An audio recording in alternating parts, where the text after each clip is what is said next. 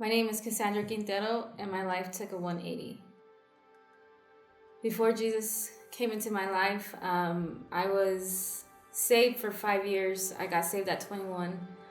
And then I backslid. I went back to my old ways. I started drinking and partying again. Started doing the old things that I did before I knew Jesus. But even when I was backslidden, Jesus was on my mind the whole time. In the back of my mind, he was there. When you go to sleep, when you wake up, that's the first thing you think about. Is he gonna come back today? Is he gonna come back tonight?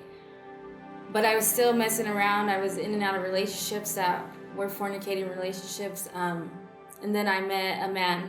He was my boyfriend at the time. We moved in together, and he ended up coming into my life, and everything was good for the first couple of months, but it started going downhill real quick.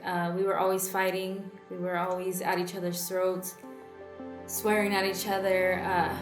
When he would drink, he was like an angry drunk, and I knew that all that was bad. Like, that's not what God created a man to be for a woman. And he ended up pushing me to my end. I couldn't do it anymore. I was like, you know what? If we don't give our lives to God and go to church, there isn't going to be a relationship anymore, because I knew the truth, and I knew that God was calling me back the whole time I was gone. And he had a son, which was my stepson, and he would see us fighting all the time, and I felt bad for him. And so I told him, we're going to go to church. You're either going to come with me, or we're going to have to go our separate ways. You have to choose.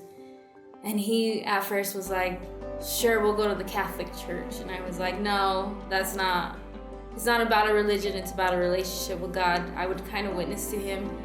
And then finally I was at my end, and I was like, you know what, I'm going to go to church, and you're going to make that decision to come, and if not, then it's over.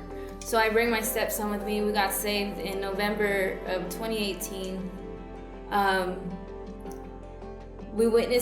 My stepson kept witnessing to his dad, telling him how much he liked to go to church and that he should come with us. And he would always brush it off. No, he would rather drink on Sundays with his family. And from sun up to sundown, they would drink and party and barbecue. That's all they did. And that's what he knew. But I told him, I knew that he was depressed and stuff.